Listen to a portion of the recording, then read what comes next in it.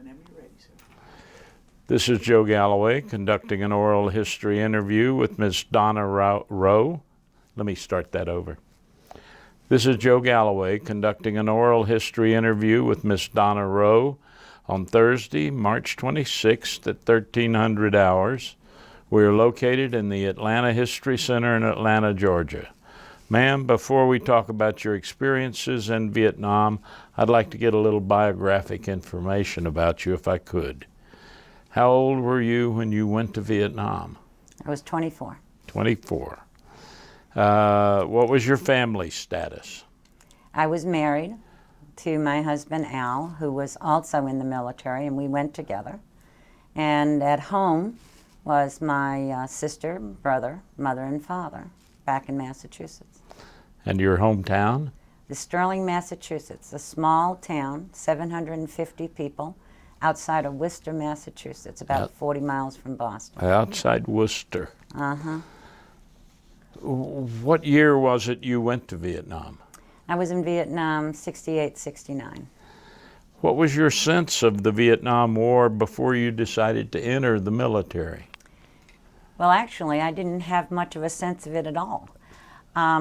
The way I entered the military was that the Army Nurse Corps and the Navy Nurse Corps came around to different nursing schools, and they had formulated the Student Nurse Corps program, which was an ROTC program, because they needed nurses. And I wasn't old enough at the time to sign to go into the Army Nurse Corps, so I had to take the paper home, and only my father could sign the paper, not my mother, my father.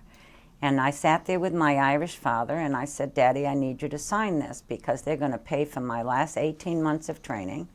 And plus, if I wanted to, they would have also paid for a master's degree in nursing. And my father looked down at the paper, and he said, you know, child, if I'd be signing this piece of paper, you're going to war. And I went, I am? And he said, there's a war going on over there in that Southeast Asia somewhere. He said, you're going to war. And that was my first real, gosh, we're going to war. And my father signed it. And 3 years later, I was there. You were there. Mm-hmm. Describe the training you received before deploying to Vietnam. Well, in between graduating from nursing school, and I had to get my RN. And in those days, we did it with a number 2 pencil, and it had to be scored out in St. Louis. It wasn't this instant you knew you passed. So I took my state board exams, and it took about 6 months to get your RN. So I was a graduate nurse in Massachusetts, and of course I couldn't go in the Army and be commissioned unless I was an RN. So during that 6-month period of time, after graduating from nursing school, I decided to get a certification in ER. So I trained in various city ERs around Massachusetts, Worcester City, my home hospital, Hahnemann Hospital, Boston City Hospital, and I got certified in ER. And then when I went into the Army, they sent us off to basic training at Brooke Army Medical Center, Fort Sam Houston, Texas. And then from there, I was basically assigned to either surgical wards or ER or OR during my military career before I went to Vietnam. So I had a lot of OR, ER training, civilian-wise. Stateside. Stateside, and in, you know, like at Womack Army Hospital, Fort Bragg, North Carolina, DeWitt Army Hospital. I did have some time at Walter Reed, but it wasn't ER. But I did a lot of ER, OR, because ER nurses are cross-trained OR. And so that was my preparation for Vietnam. When were you sent to Vietnam? June 1968. 68. And Al and I went together on the same plane. We went over together, and we came back together on the same plane. What were your first impressions on landing in Vietnam? Well, it was hot, and it had a funny, a different odor to it. and it was dusty because we landed at Long Bend, and it was dusty, and the people were tiny. People were small. And I'm 5'4", and I was big.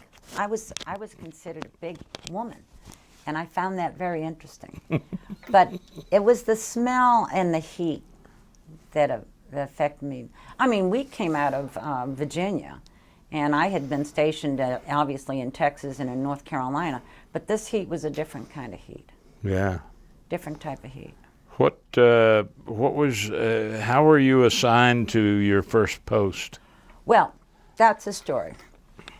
The chief nurse of Vietnam was Colonel Williams. To begin with, the Army Nurse Corps wasn't too fond of the fact that I was married. You know, you're supposed to be married to the Corps first, and then after that, I guess you could get married. But if they want you to have a husband, they'll assign you one. That's right. General Emerson's famous words that he told me one time. But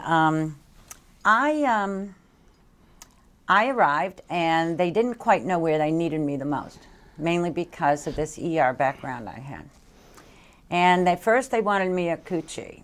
And then they thought, no, they needed me down in the Dong Tam at the 9th. And then they thought, no, that they really needed me up closer to Da Nang. And so they flip-flop around. So for about 3 weeks, I sat there waiting for them to decide what to do with me. And I finally went, and I asked to see the chief nurse, Colonel Williams. And I said, Colonel Williams, you know, I really got to get going here. You know, I'm the welcoming crew. I welcomed nurses in, and I said goodbye to them as they left. I told them where the hooch was. I told them where the bunker was. I told them what incoming sounded like and what outgoing sounded like. I became the welcome wagon for the Army Nurse Corps. And I said, you know, it's really time for me to get going. But at that time, Al was at Wei Fu Bai. And she said, well, you know, Donna, she said, I'm very concerned about where to put you. And I said, well, why is that? And she said, well, because you're married.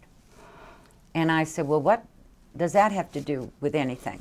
And she said, well, she said, you know, Donna, I was married to my husband in Korea. And I know you're going to jump on choppers and joyride to try to see each other. She said, so what I'm trying to figure out is where I can get you as close as I can to where he is. And I said, well, I said, he's being reassigned to Saigon, to MACV. Not that he's going to be in MACV all the time. And she said, well, then you're going to Saigon. You're going to 3rd Field in Saigon. And they did need me because they were building a new emergency room, a new triage area. They really needed to have that really thought through and configured. And my husband was very helpful in the engineering of that because I said to him, you know, they're engineering this wrong as far as the triage, the process of triage. And he said, well, how do you want it to be? And so he helped engineer that.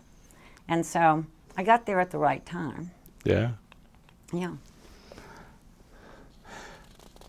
Once you were at 3rd Field, what were your initial duties? I was, first they put me as supervisor. And I played supervisor because of my multiple cross trainings. And so I could check an ICU. I knew what was going on in OR. ER was okay, but wasn't running the way it should be running. And then we had 9 wards. And we had 42 nurses in that hospital. And finally they said, Donna, we need you down there to straighten out the emergency room, the triage, and get this thing up and running. So that was I did supervisor maybe 2 weeks. And then they just pulled me out and said, you're going down here, you've got to straighten this thing out. And so, but that's what I was trained to do. I mean, that's all the training I'd had preliminary to coming in the military. And then in the military, stateside, I had done nothing but emergency room or OR. So, and the emergency room in Vietnam, the triage area was here, the inside ER was here, and then there was an L shape that shot off that Al designed that became the 13 surgical suites. So we fed one right into the other. And so it made sense. It made sense. Well, and then inside the emergency room itself, we had backup 2 ERs, 2 ER rooms. All my men were cross-trained OR techs. So if we had to, if someone started to go sour and those rooms were full, our 13 were full at the time, and someone started to go sour on it, we could open an ER, OR suite, and we could actually operate with our emergency room doctors. So it was quite an operation. What was your daily routine like, if you had one? It really wasn't one. It was dictated. It was dictated by the choppers in the air, how many were coming in. And you see, in Saigon, not only did I was the hub of the wheel, and then out from me there were evac hospitals, and out from them were surgical hospitals. And if they got overloaded, then they started to feed into the hub, which was me. And I had no other place to go except to shove them out to Tan Son Nhut and get them out of country. But we also covered Saigon. So if there was anything going on in Saigon, like down at Cholon or down along the river or whatever, if there was... Blew up the embassy? Or... Yeah, anything like that going on, we were covering that too. So my days,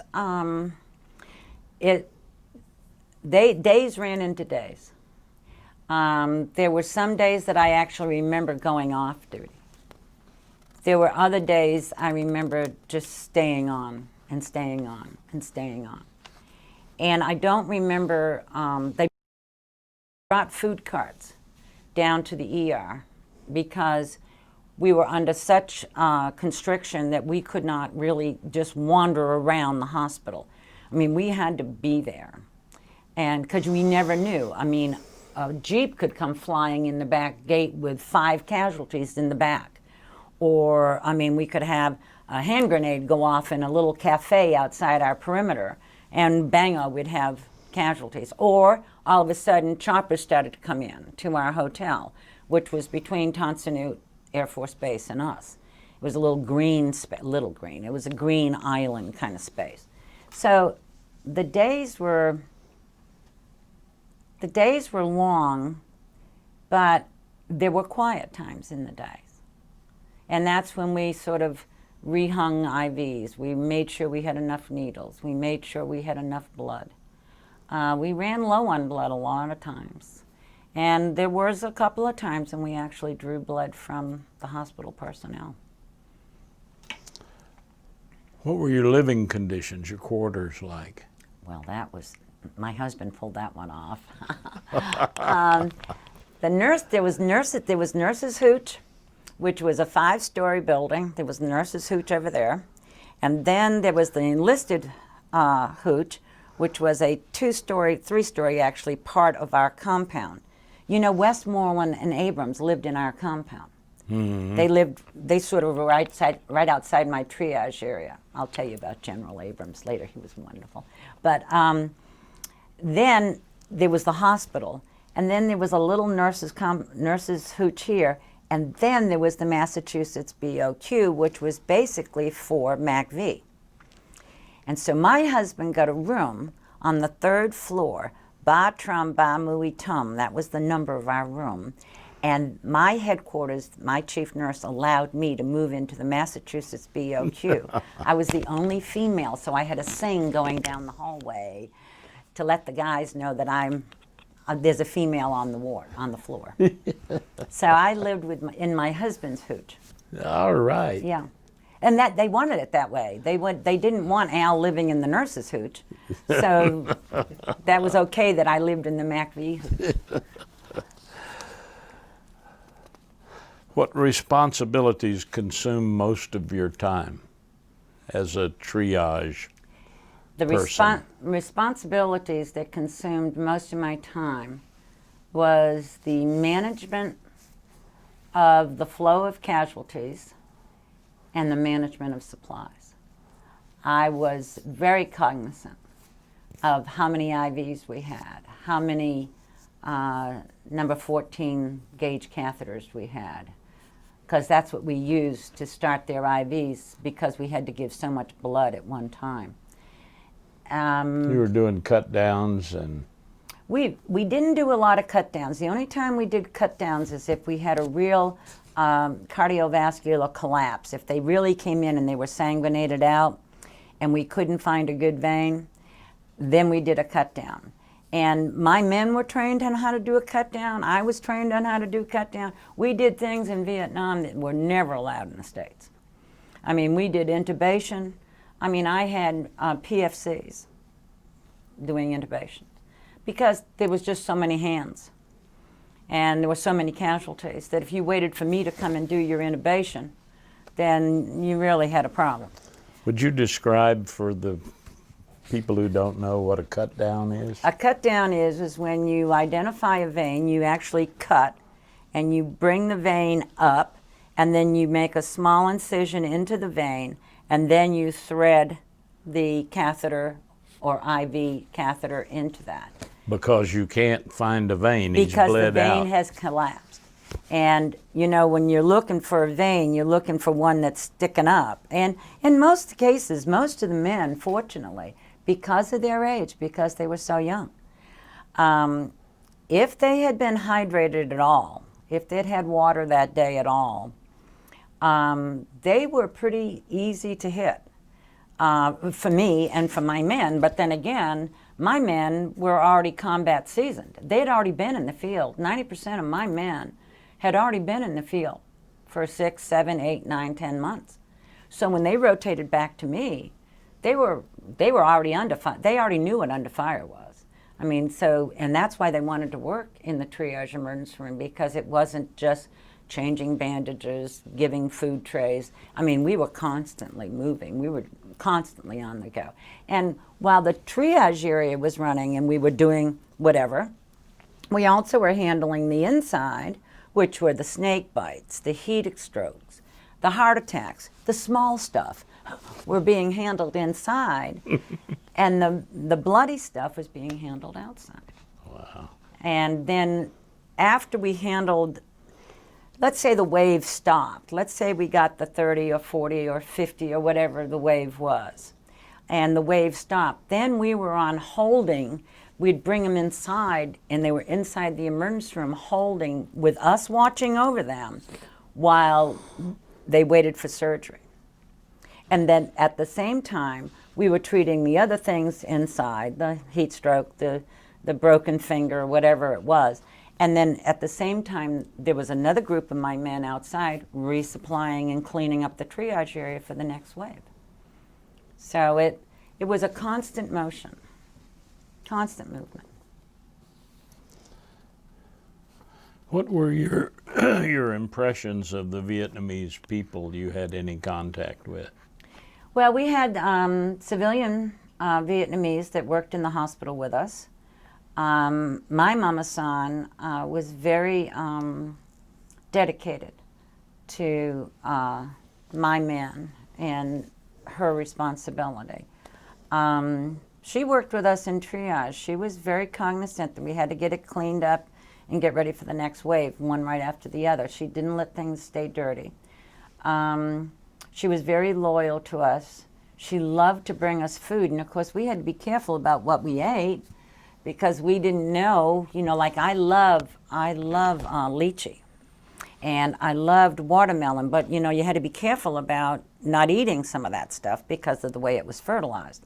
So, but on the other side, besides for the people that worked for us, I remember one day we'd had a real bad day in the triage area.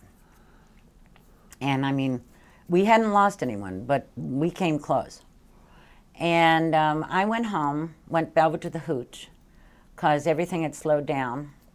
And I was going to the hooch, and we weren't allowed to have keys to our hooch. It had to be given to us by the people that ran the main desk behind the MPs. It was sort of a security thing.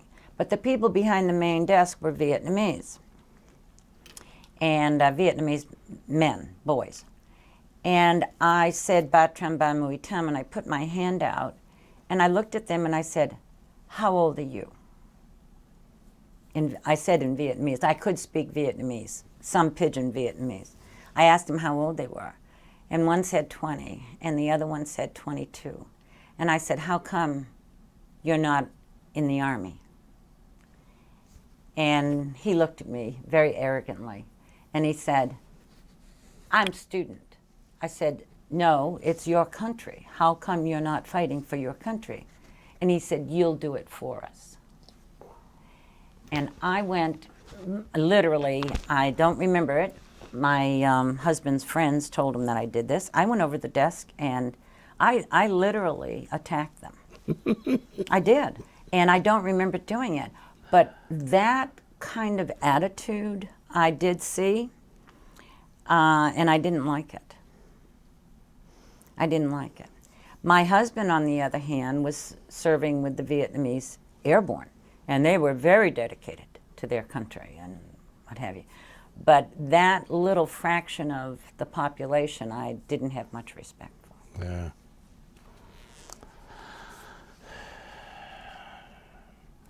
Describe your friendships with and your impression of your fellow nurses and soldiers you worked with. What kind of people were they? My men were very unique.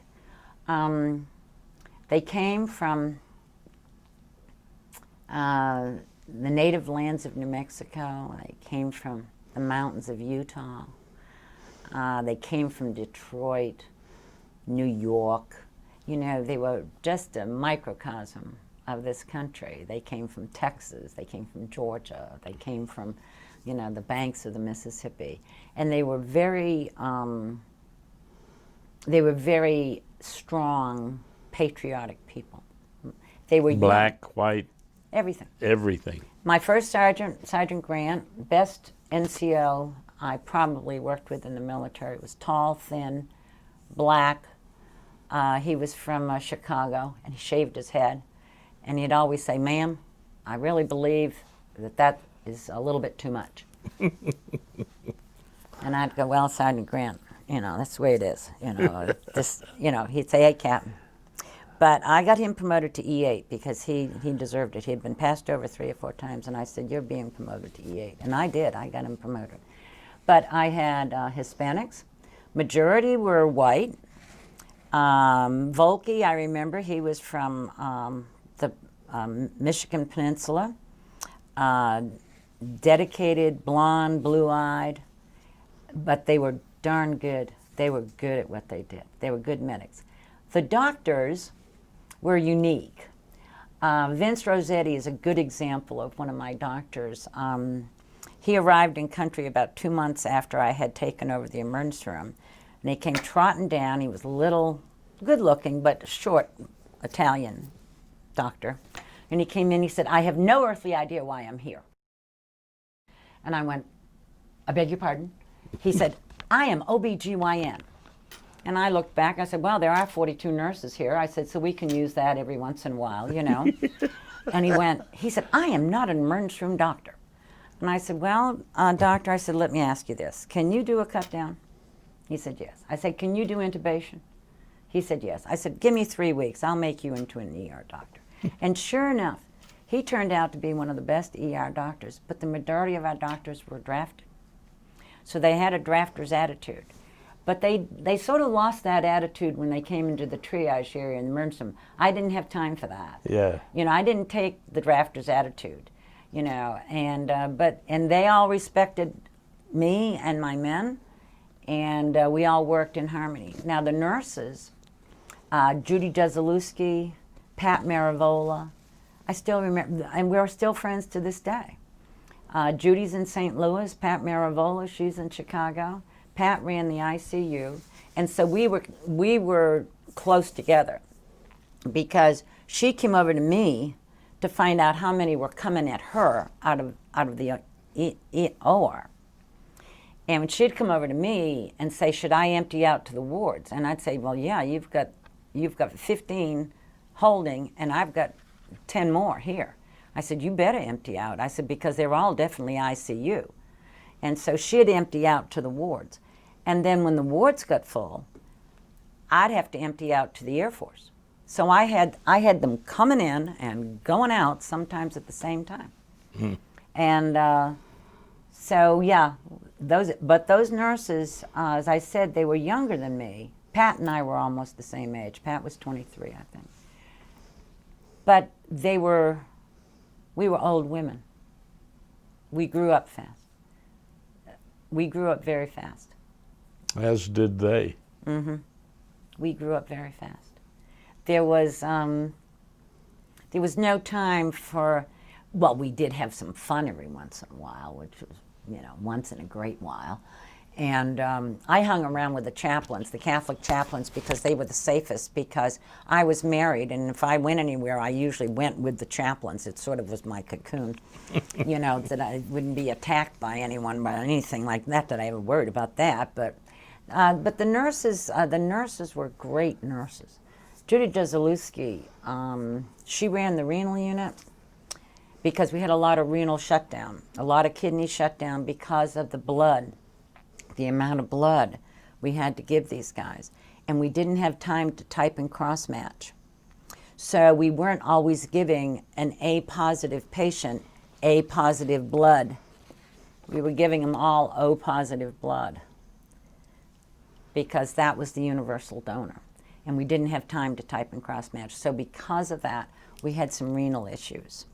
And we also had there was also some copper sulfite issues in some of the treatments we were using. Like for phosphorus burns, we used copper sulfite on the phosphorus. The phosphorus grenades, when they went off, could burn right through you. Burn right through you. And the counteractant to that was copper sulfate. Well, then we found out it caused renal failure. But anyways, Judy Jazalewski, who I said is in St. Louis, she was a remarkable renal nurse. I mean, just remarkable. And when I had to play supervisor, that's how I learned all their talents. And they were strong women, but they were all well-trained. Every single one of them well-trained. We had very few, go spacey. I only remember one that just flipped out completely. And she was new to country. She really hadn't been in a strong nursing program back home. Of course, I was trained in Massachusetts. I mean, you trained where I was trained. I mean, when you're trained by the Sisters of Mercy, they have no mercy. They have none. So, you didn't have time to break down when you were trained by them. But I only remember one nurse who was very young, and they had assigned her down to me, and I had to tell the chief nurse she had to go someplace that was not quite as... Someplace to season her. Mm-hmm. Because it just, she wasn't ready to see some of the things that we saw.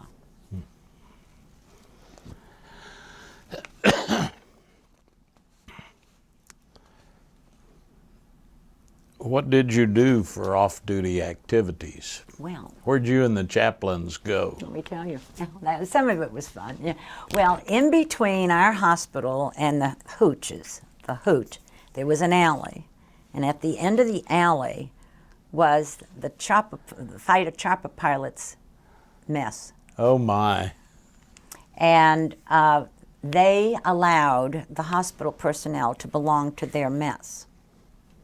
I think they like to have the nurses come down. I think that was the reason. So when we'd like if the USO had a band come in, it'd usually go there.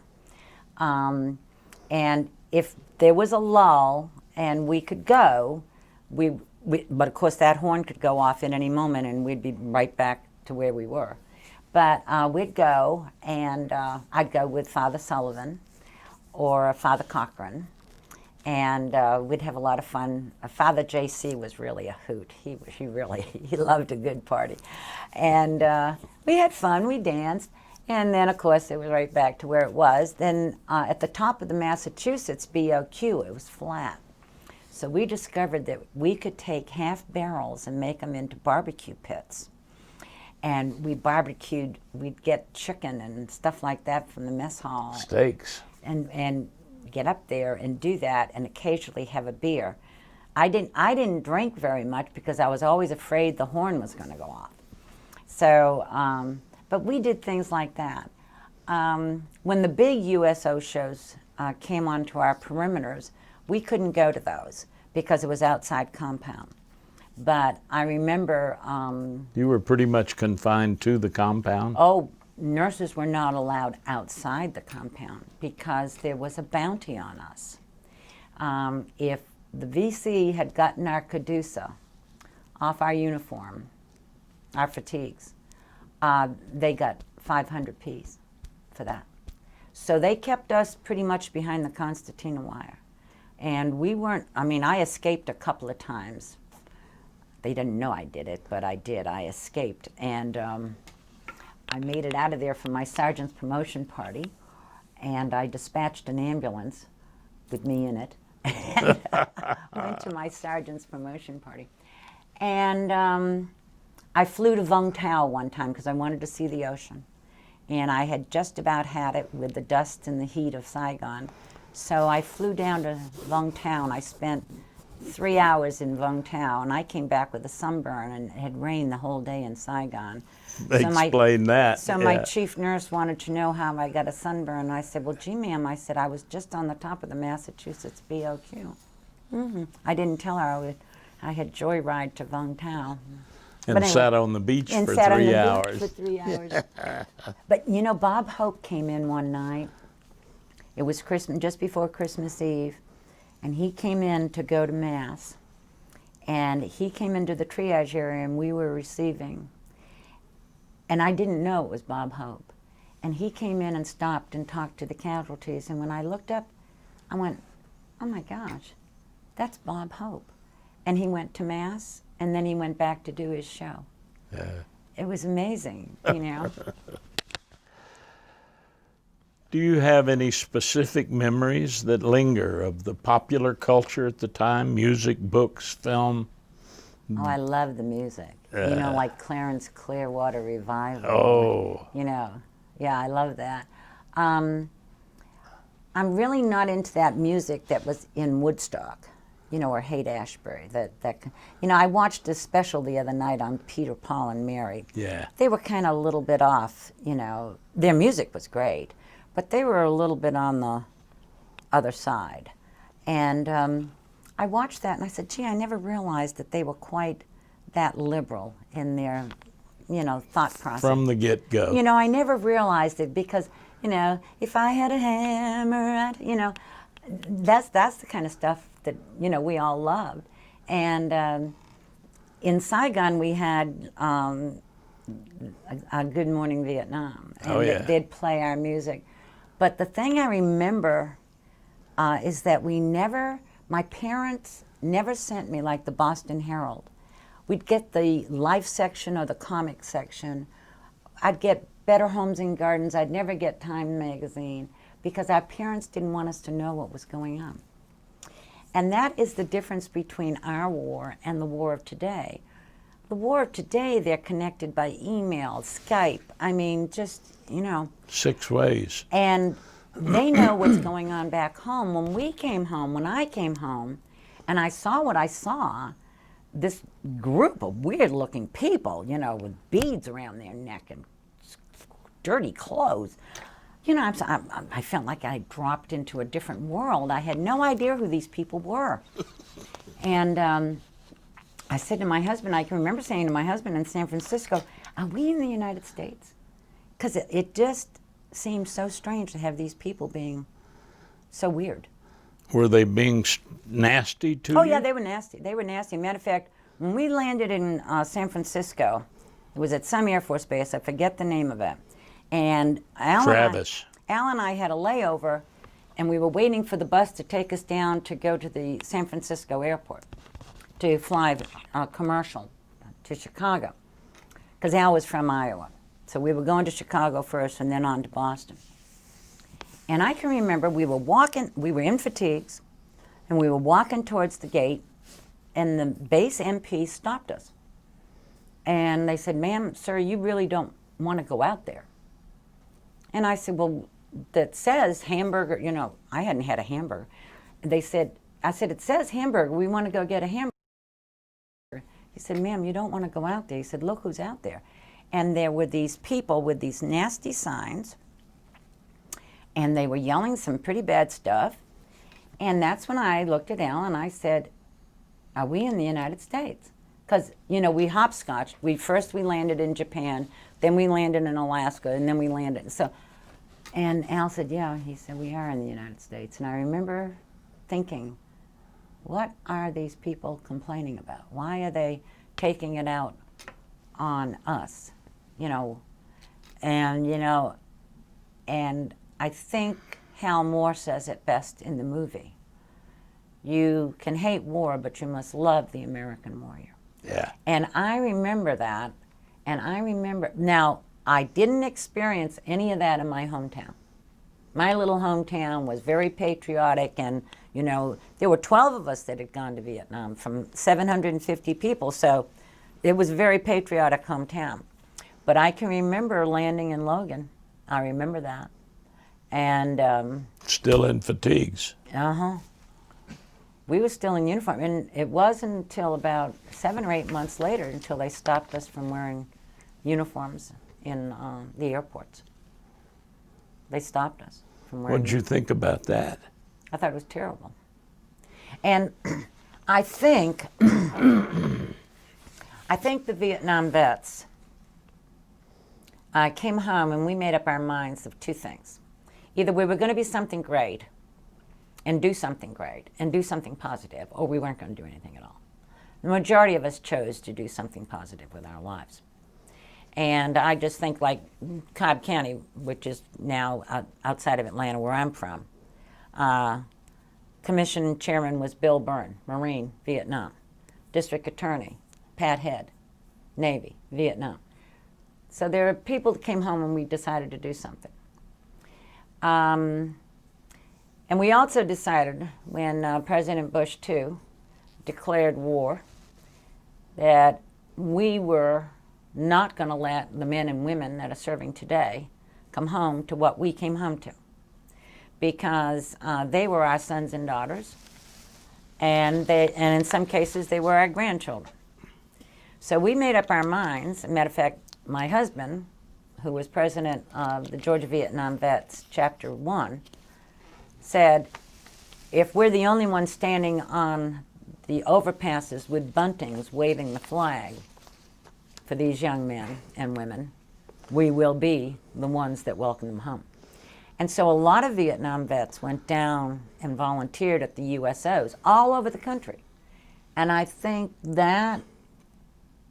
our experience made the American people realize that they had tolerated something that they shouldn't have tolerated.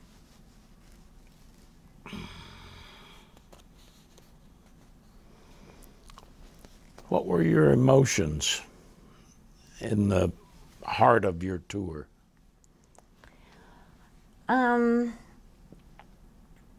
Sometimes I got angry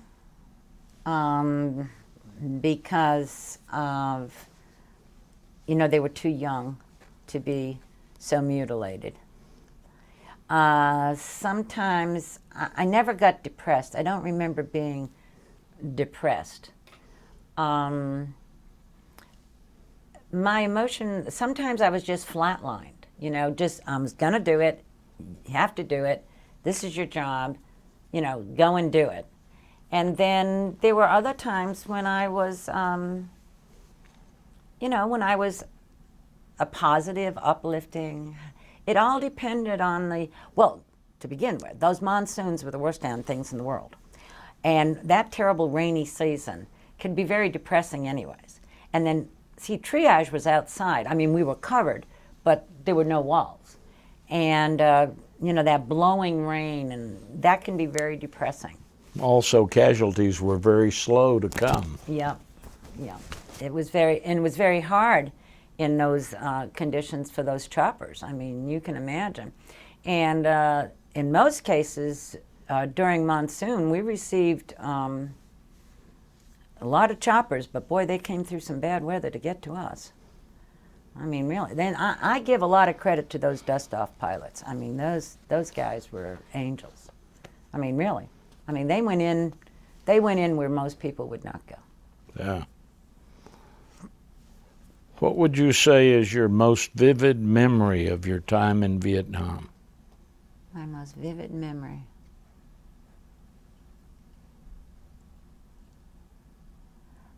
I think the opening of the triage year, when it was brand new. I remember that was a major accomplishment. It was a major accomplishment not only for the engineers and the Seabees that helped build it. It was a big moment for my men and the hospital to have such a, well, it was an advance in those days, an advanced unit like that in a war zone. And I remember that. I also remember my R&Rs. Those were wonderful memories. Where'd you go? We went to Thailand, and then we were on our way to Kuala Lumpur, and something happened in Kuala Lumpur, and we ended up in Singapore. But I had a ball in Singapore. I just had the best time in Singapore. And I learned to drink those little rainbow drinks. And what the rainbow drink is 7 different liqueurs, all different densities. And so one sits on top of the other. But you can drink more than 1 or 2 of those. Otherwise, you were a little bit too happy. But I remember Singapore, and I loved Thailand. I love Thailand. I love the sawadis. I love the klongs. I love seeing the walks, the temples. I love the people of Thailand. And I love the fact that they didn't eat with chopsticks. They ate with big spoons and a fork. And I thought that was great. Describe for me the best day you had during your Vietnam tour. Probably sounds redundant. It was probably the last day, but no, my best day. My best day was when the day before I was leaving. My commander, Colonel Chandler at the time. He said, "You know, Captain," he said, "we're one of the few triage areas that never lost anyone in the triage in the year you were here." And not even one. Not one. If they came in, I told my men, a lot of people wanted to be assigned to the emergency room triage when they were rotating in, especially if they had been combat medics. And when they would come, the chief nurse would say, you know, Specialist Volke wants to be assigned to a ER triage. And I'd say to him, I said, listen, I'd say it to everyone that came in. Specialist Volke, we have a policy here. If they come in alive, they stay alive. I said, and that's a high bar. And I said, are you up to that bar? And he said, yes, ma'am. And that's true. We never lost one in triage. Now, they may have lost him in surgery, they may have lost him in ICU, or they may have lost him on the ward, or they may have lost him in the aircraft going home. But in that triage area, if they came in alive, we kept them alive. And sometimes I look back and wonder if we were too heroic. I remember this one. Not brought in by a dust-off. He was brought in by that little flying helicopter, that little tiny... Loach? A loach, and the little fast little thing.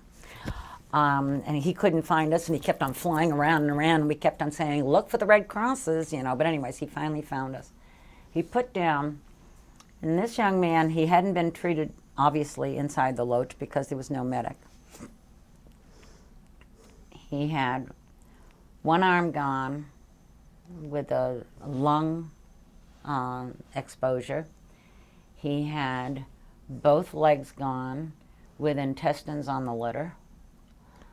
And he came in, he was as white as these umbrellas are.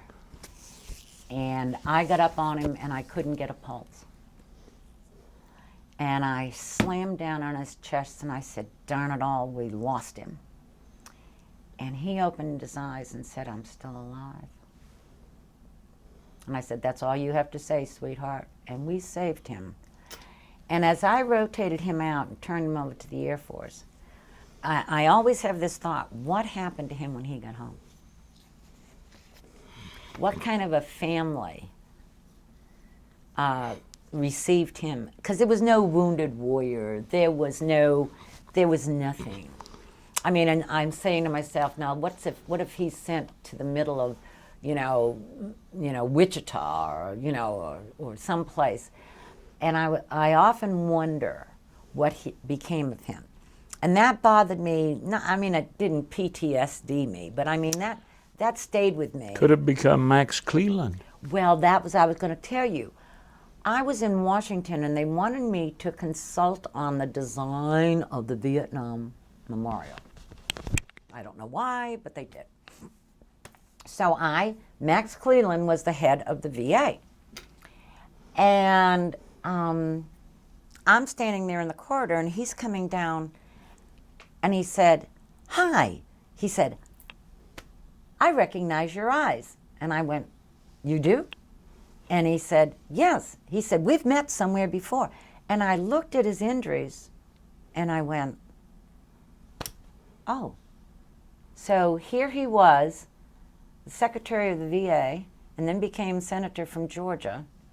And I said to myself, maybe that's what happened to the young man that came home. I often think of that, That might have been what happened to him.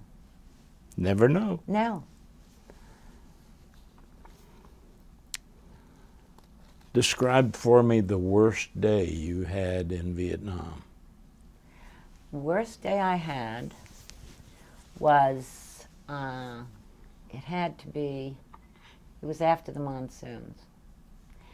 And there was a lot of firefight going on. And we were in offensive mode. And we were receiving a lot of casualties. We had a lot of casualties. And the way we lined up the casualties, there was tripods that held the litters, and it just went on and on and on. And then tripods that held up the litters, and it went on, and tripods that held up the litters. We could take an awful lot in that triage area. And I worked my way down those litters to make sure, number one, that they had an airway, number two, that we had an IV going on them. If they didn't have an IV, I started the IV. Make sure that we had their name and their unit, their name and their unit. I mean, we pounded that because, as I said, we rarely had dog tags. And I came to this one litter, and my husband was in from the field, and he was helping put the litters on the tripod because the ambulance was, because where our helipad was, the choppers couldn't come into the triage area. They had to come into the helipad, and then my ambulances, I had 21 of them, they had to come in, drop off, and then go back out and drop off and so on.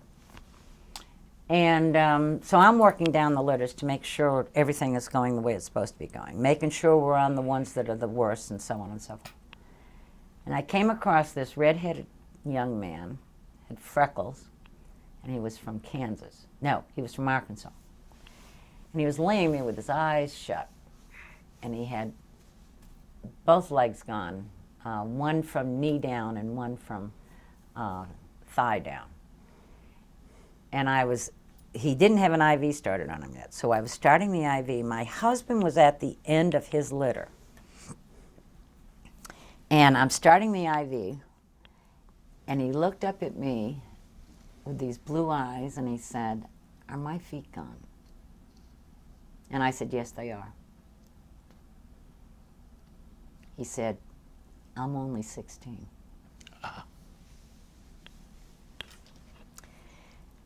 And he said, "My mother and father don't know I'm here." And I said, "Well," I said, "they're soon going to know you're here." I said, "But I'll tell you what, why don't you write a letter?" And I pulled over one of the Red Cross gals. I said, "He wants to write a letter to his mother and father."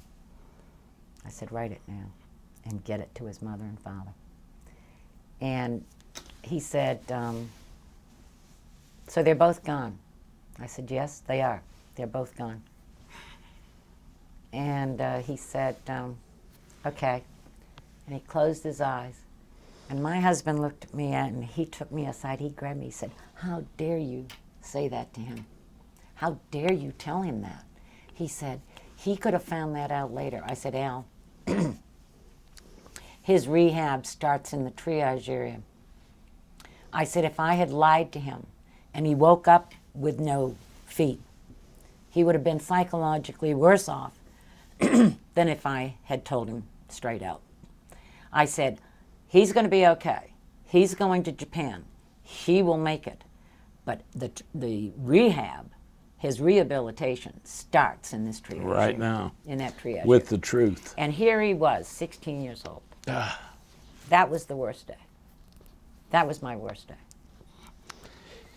How much contact, if any, did you have with our allies, the Koreans, the Aussies, New Koreans, Zealanders, yes. Thais? Well, the Koreans, we had a battalion of Koreans that would come through Saigon, and we knew they were there because it was very quiet. The North Vietnamese and the Viet Cong were petrified of the Koreans. So I'd say, gosh, it's really quiet, guys. And the joke was, well, it's either the Koreans or the Aussies are around. And sure enough, and then we'd get a little accident with the Koreans, and then we'd know. And there was this one little Korean lieutenant who was in charge of a certain group of men. I don't know whether it was a battalion or a company or a platoon, but he was always coming in to the emergency room with some problem. And he just followed me around every place I went. And he was tall for a Korean. And finally, one afternoon, he came in and he said, Dawi, which meant captain, and I turned around and said, yes, Lieutenant. He said, we go to dinner. I said, I beg your pardon? He said, we go to dinner. I said, no, we don't go to dinner. And he said, why not? I said, because number one, I'm married and I don't go to dinner. I can't go outside the compound. He said, married? I went, yes, married. So he kept on coming and coming and coming. So the Korean people, the Korean men were very regimented. I mean, if they came into the emergency room and we had to treat them, I mean, it was just like they were regimented. The Aussies, I love the Aussies. The antithesis of the Koreans. Yeah. Just the Aussies were we were told one time, the Aussies, they put us in, gave us a Geneva Convention alert. And see, I had TS clearance, so, and we had a Geneva Convention alert, which meant that some POWs were coming in. And so, we prepared for that, and, the command knew that we were getting POWs. And the Aussies come trotting in with this one POW. And I said, I thought we were getting a whole bunch of POWs. He said, nope. He said, you're just getting one. I went, I see. Okay, well, that's fine with me. But the Aussies were fierce fighters. I mean, fierce fighters, but they were jolly as can be. And they loved to come over to the hospital. Chat up the nurses. Yeah, they liked to see the blue eyes, the round-eyed blue eyes. They loved to be with us. What was your impression of the Vietnamese? As I told you, generally speaking, the Vietnamese military were very dedicated to their mission. I mean, very dedicated. And on the most part, most of the Vietnamese people were. But we have to remember, and it's a fact of history, the Vietnamese people had never really been free. They had been under the Chinese and then the French. They never, and so what we were hoping for them and wanting them to have really didn't equate to them. All they wanted was their 3 bowls of rice a day and a life. We're toting democracy and freedom and, you'll be able to vote, and we're going through all this. And they're looking at us, the average person on the street, not the hierarchy, the average person on the street. The only thing they cared about was 3 bowls of rice a day, and who gave it to them really didn't matter. Whether it be the Chinese, the French, us, or the North Vietnamese, really didn't matter. How much contact did you have with family back home? My mother was wonderful. My mother was a hoot. She lived to be 94. She was a social worker in the state of Massachusetts for juvenile delinquent girls. So needless to say, we were raised rather strictly. My mother was all of 5 foot tall, but my mother she really got into this, you know, those little tiny tape recorders with the double spools. Yeah. And I would tape to my mother, and then she'd tape back to me. And she'd take the tape to church. And everyone would say a certain thing on the tape. And then she'd tell me what was going on. So, and then Mother would send all these care packages. If I went home, because see, in Vietnam, there wasn't very much stuff for women. You know, deodorant, powder, that kind of stuff. You know, they didn't have that stuff in the PX for us women. So we had to depend on care packages. So my mother would pack up, you know, baby powder, deodorant, Hairspray. all that stuff for us girls. And we were thrilled when my mother's care packages came in, you know. And but that was the kind of communications we had. And then Mother would also send, as I said, she'd send Family Circle magazine, Lifestyle out of the Boston Herald, the comics. She was, and now that I look back at it, she was being very protective of us. She didn't send the front page of anything. And but we had a lot of communications, and a lot of the men or boys from my hometown that had served in Vietnam, they wrote me in Vietnam because they knew what I was going through. Yeah. And so they'd write, and then my sister was very diligent. And That's one of the questions coming up right there. How much news did you receive about the war from home? None. None.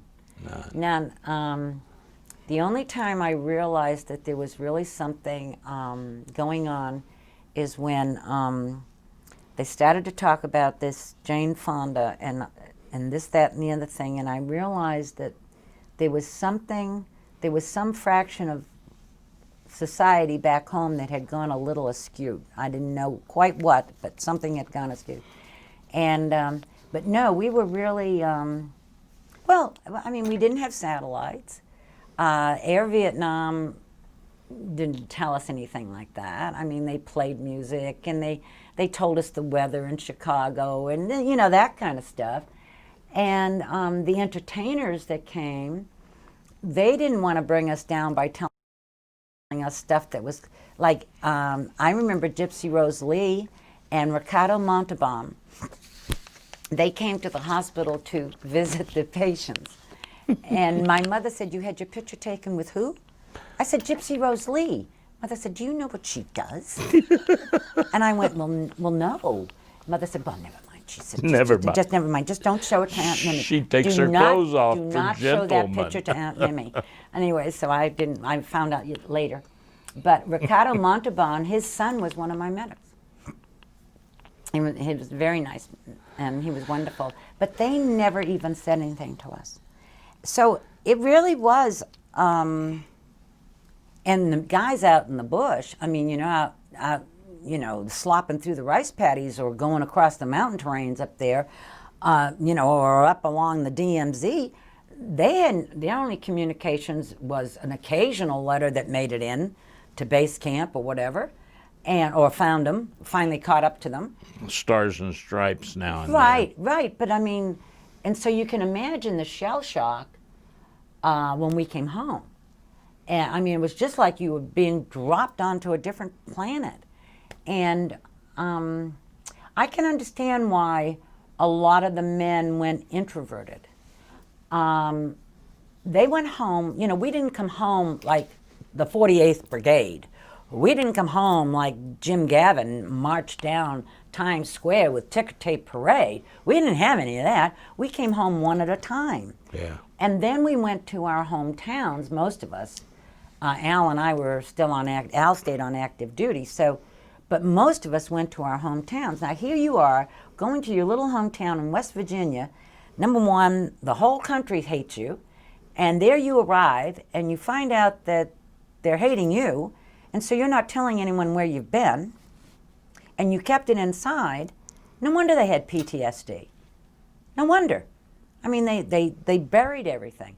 And so when you're with, like the Georgia Vietnam vets, when we all get together, for them to talk about where they were, and say what they did, they do it with, well, I was with the 3rd Infantry up along da-da-da-da-da, and we had a wonderful time.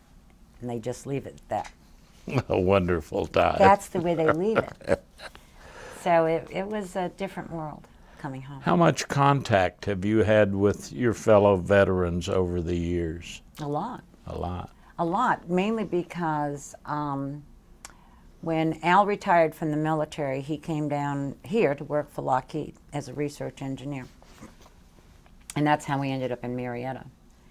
And then we discovered that we became very active in the community. Al became active in certain things. I became active with CASA, which is for abused children. I became very active with Habitat for Humanity and so on and so forth.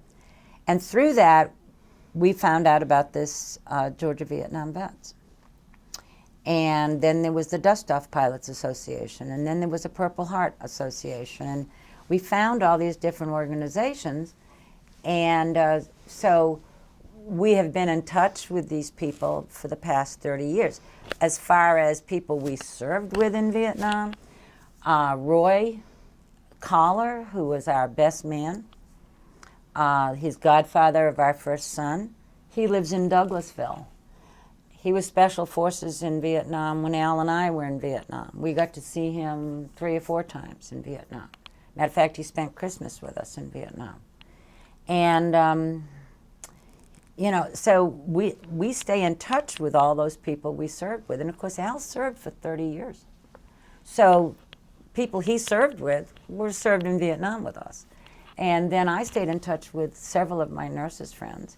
And then we got active here in Georgia with the Georgia Vietnam Vets. So we have a real strong relationship. As a matter of fact, Vietnam vets are, we're kind of clannish. I think I can say that. We're very clannish, and I think that is our protective mechanism clicking in. That, you know, there's just so many people can come inside the circle. You know what I'm saying? It's kind of funny. Was it difficult readjusting to life after the war? Well, you know, I've analyzed that. And I've often wondered why Al and I did not end up with some of the PTSD I've seen in some of our fellow vets. And I think it was because Al was assigned to the 82nd Airborne at Fort Bragg, North Carolina. He became a battalion commander. We were cocooned. As a combat engineer. Mm-hmm. Yeah. Yeah, he was the commander of the 307th Engineer Battalion, 82nd Airborne Division. Outstanding. And then he became the G4 of the division.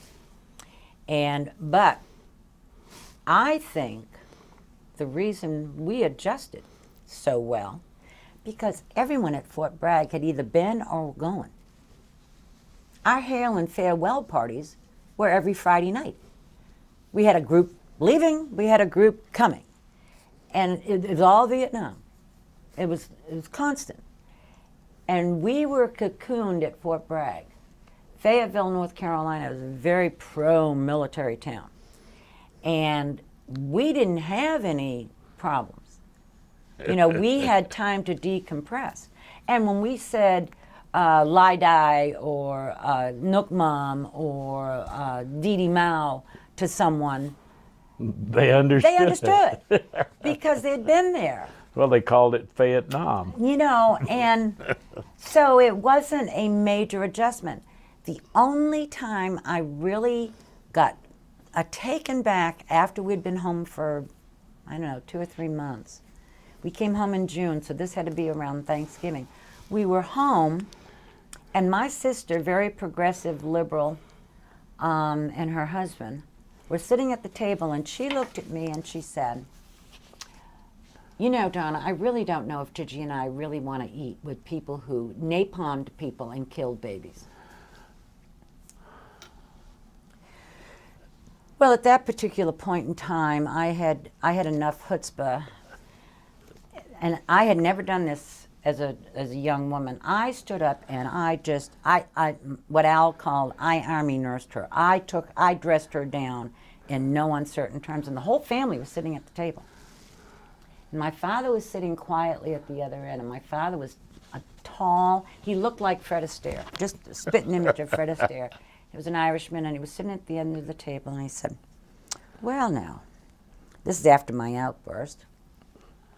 And my father said, well now, child, he said, I don't know what will be happening to you. He said, we send over this giddy-haired girl, and we got back this strong, determined woman. And I looked at my father, and I said, is anything wrong with that? He said, oh no. He said, it will see you in good stead. And then he turned to my sister, and he said, and you'll be apologizing to your sister and brother-in-law. He said, or you'll never be sitting at this table again.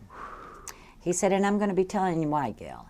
He said, because of these two here and the other people that served in uniform, you can open your big mouth and say whatever you want. He said, but you're not doing it at this table. Not at this table. And my sister went, but, and my father said, there's no but. And Gail said, well, I'm sorry. And that was the end of it. That was the But end. that was the first time, because see, we'd been cocooned at Fort Bragg.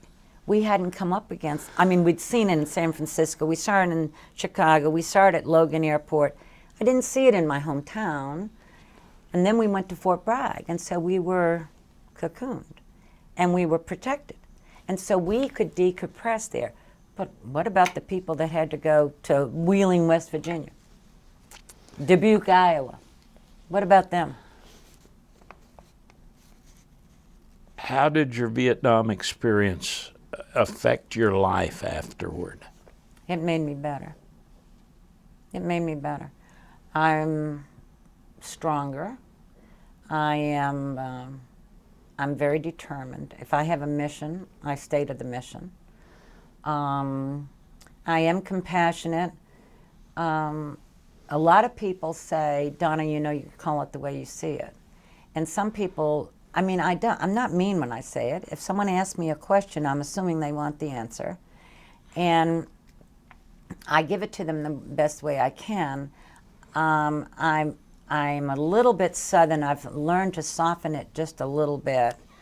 I say, well, you know, that I just don't know if that's proper for you to be asking, you know, instead of just saying, I'm not answering that stupid question. But I think I'm a better person because of it. I think it made me a better nurse. I think it made me a better American. I think it made my husband and my marriage strong. I think it made us better parents. And I think it made us better patriots. So I consider the service an honor, and I don't consider it a detriment. I don't consider it a detriment in my life. I became better because of Vietnam. Is there any memory or experience from your time in Vietnam that has stayed with you through the years and had a lasting influence on your life? Yeah, I think seeing those, being where I was in the triage, in the emergency room, I came face to face with death on a daily basis.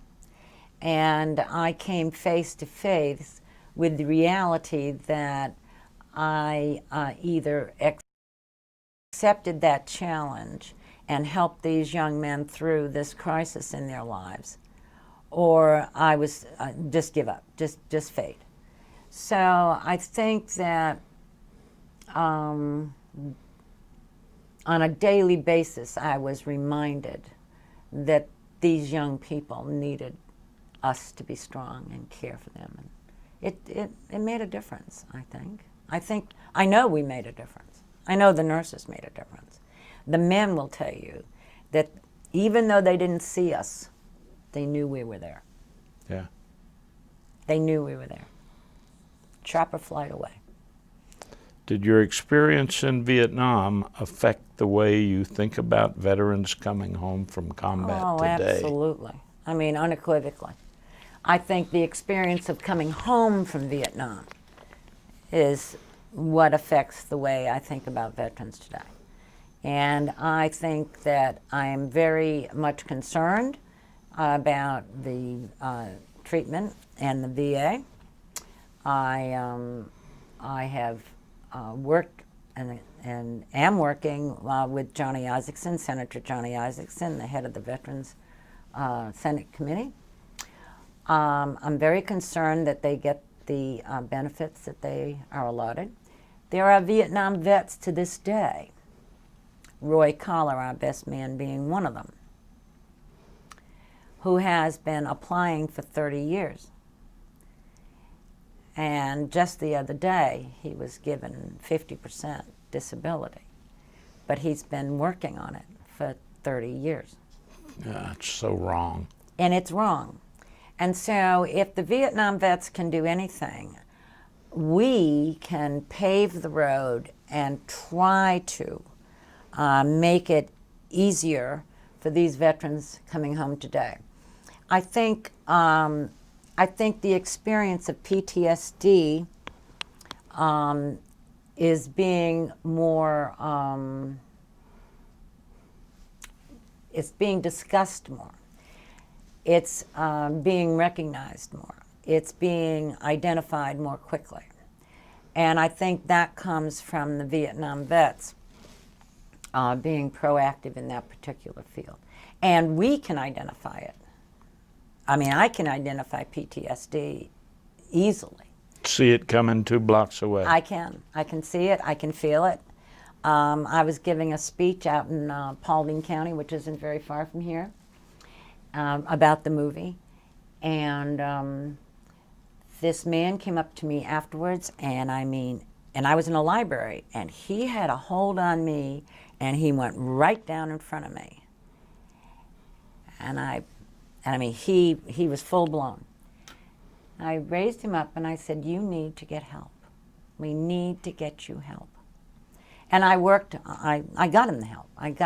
But they don't, these veterans today, the ones that now have PTSD, it's recognized. When we came home, it wasn't recognized. Mm-mm. You know, and they called it strange things like shell shocked and, you know, that's kind of shell shock. It's not shell shock. It's traumatic when you're 17, 18, 19 years old to see 5 people of your family, your platoon, killed. It's traumatic. You're going to have their brains in your face. That's right. It's traumatic. Or to carry, like the man that's in the movie with us, the black gentleman who carried that young Italian man on all the way, and then he died. You can't forget things like that. Cannot. You can't. You can't get over things like that. How do you think the Vietnam War is remembered in our society today? Or is it? Well, you know, when my son Richard, our youngest, who is 40, was studying in his social class in middle school, the Vietnam War, this is before the internet, there was forget which encyclopedia, but there was one 3-inch by 2-inch paragraph on the Vietnam War. That's it. And because he was studying the Vietnam War. And I said, "Richard, that's not all there was." You know, it said the beginning and then it said the end. I said, "That's not all there was to the Vietnam War." So now I believe, because of the Vietnam vets and because of people like you and because of people like Norm Schwarzkopf and because of people like my husband and because of many, many, many, many, many of us all over this country that have written about it, talked about it, Cheryl and Pat Freese doing the movie, me and you willing to go out and talk about it. I think this country has a better picture of the Vietnam War, and I think it has a much better picture of the men and women that served in Vietnam. We weren't all high school dropouts. We were not all drug addicts. We were not all misfits. We were not all black or Hispanic. We were a microcosm of this country. We were a very well-educated group of men and women, and we served proudly. And I think that picture has changed. But it's because people like you have written about it, people like me have been willing to speak about it. I think that's what's changed it. And our children have changed it. I have to tell you, I was in Vietnam in '05, and I went in a bookstore in Hanoi, and I was looking at their books, and I found a middle school textbook, and there was about that much about the American war in Vietnam. Yeah. So it's the same both places. Right. Yeah. Well, and I think, but now, for example, I have 3 speaking engagements next month. One at Noonan High School, one at King High School in Roswell, and one at another high school, and I forget what it is. It's on my calendar. They're asking us to come and talk to their classes, the Vietnam vet classes. Southern Polytechnical Institute, which is now part of Kennesaw State, has a class, a full semester class on the Vietnam War. All right. So, but it's because, for example, Roger Searcy, who's the professor of that class, he's a Vietnam vet. Did you take away from Vietnam more that was positive and useful than you invested in blood, sweat, and tears? Yes, I did. I think both Al and I would say the same thing. It was a sacrifice, and it was hard. But I think both Al and I, and our children, I think, well, our whole family, was changed by our experience in Vietnam. And I think we became better people. I think we were better because of it. In the end, what did that war mean to you and your generation? You know, we were idealistic. To begin with, we were raised by the greatest generation. And we were raised, you know, with a love of God, and love of country, and love of family. And so when our country asked us to fight for people's freedom, it was just a natural thing for us to do as the children of the greatest generation. And so we were very idealistic. And we carried those idols with us to Vietnam. And in some cases they were shattered. But I believe that our generation showed that we were willing to sacrifice for someone else's freedom. I just watched Sons of Liberty, which of course means a great deal to me coming from New England. And I watched Samuel Adams and John Hancock and face the British at Bunker Hill. And I said to myself, you know, I'm a pretty strong patriotic American, but I don't know if could have stood there in ragtag outfit with one little musket and really took on the British that way. But you know, that's the way we were raised. We were raised to fight for liberty and freedom for people. And so I think we were idealistic, and I think we did what our generation naturally would have done. What lessons did you take from Vietnam that you would like to pass on to future generations of Americans? I think that future Americans need to realize that there are sacrifices that you have to be willing to make to give a people the right to be free. But you cannot make them drink the water at all times. And you have to be willing to accept that. And I think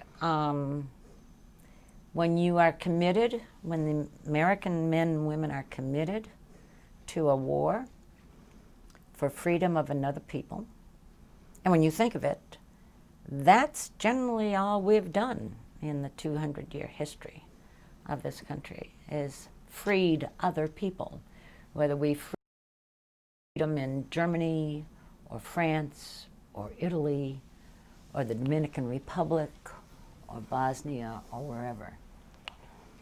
When you free them, you have to be willing to let them take the reins of freedom and decide their own destiny. Sometimes you're going to be disappointed. Others, look at Germany. Look at Korea. That's right. You know, so, you know, it's not all for naught. But I'm willing to do it. Have you been to the Vietnam Veterans Memorial in Washington? Mm-hmm. What are your impressions? Well, I got to tell you, as I told you, I was asked to sort of sit in on, we really weren't consulted. Park Service was going to decide what was done as far as that was done. You know, they were going to have all these people submit these designs. And all we did was sit there as Vietnam vets and go, gee, I don't really like that, you know, but at first, when the wall was put in the ground, so you couldn't see it from Constitution Avenue or 23rd Street. You could see it from the Lincoln Memorial. My first thought was I was pretty upset about that. It was sort of like, okay, you can have your damn monument, but no one's going to be able to see it, okay? We're going to hide it in the ground and it's going to be black. I mean, couldn't make it red or anything like that. It has to be black. So at first I didn't like it. And then there was a movement to have the monument of the 3 men and 1 woman. But the Park Service wouldn't approve the monument with the woman. They wanted the woman removed. So us women said, all right, get the men for the living, their monument, the black, the Latino, and the white American. And then us women decided that we were going to get that monument. And thanks to Linda Carlson Evans and several others, we got that done. And I went back for the dedication of the Women's Memorial, and I think it was 1993. And I think that's the last time I've seen the wall. But it was a very moving experience for me to finally to come at, have peace with the wall being the way it is. I finally realized that it had a meaning, but at the time when I was so much against it, I think I was not over the anger of how we were treated when we came home. So majestic. Mm-hmm. So now I've come to realize that it gives a lot of peace to a lot of people. It's hard to go to the wall. For a lot of people, it's very difficult. I like to go to the Women's Memorial and just sit there and I like to watch how people react when they see that Women's Memorial. Even children get quiet when they get near it. And I thought it was, I think the whole thing is good. And I'm glad we, the Vietnam vets, helped the Korean vets get theirs. And we were the ones, the Vietnam vets were the ones that carried those petitions and got a lot of signatures on those petitions, because the Korean vets were getting too old to do it. Yeah. Have you heard about the 50th anniversary of the Vietnam War Commemoration Project? Oh, big time. Big time. I'm very much into it. What do you think about it? I say to myself, the 50th, they must be celebrating the beginning. Because it certainly wasn't the end 50 years ago. But I feel the same way. I think we should commemorate it. I think the country wants to sort of in some way say that we're sorry. And this gives them a vehicle in order to tell the Vietnam vets that. And as I told you, we're doing a big thing here in Atlanta in October, at the end of October. And I'm going to make sure, seeing as how I'm chairman of it, I better make sure that it's done correctly. And we're presently working on the music. And the producer of the music is in her 50s, so she's, and I said, oh no, you can't, no, you can't do that. You got to do this one, you know. And she goes, Leroy Brown, you know. I said, yeah, Leroy Brown, you know. bad, Leroy. Anyways, so, but I spoke at, as I told you, the National Cemetery of the 50th. And when I looked out in the audience, it was good for the Vietnam vets to have that service. And it was good for their families, and it was good for their grandchildren. So I think it's a good idea. And, you know, we're dying younger. So because of this Agent Orange stuff and Agent Purple and Agent Red and all the stuff we were exposed to. So I think it's good to do it while we're still young enough to ride the motorcycle, whatever we do, you know, to drive up there and see it. Thank you, Ms. Rowe. It was my pleasure. It was indeed my pleasure. And you can call me Donna. Donna. I got it.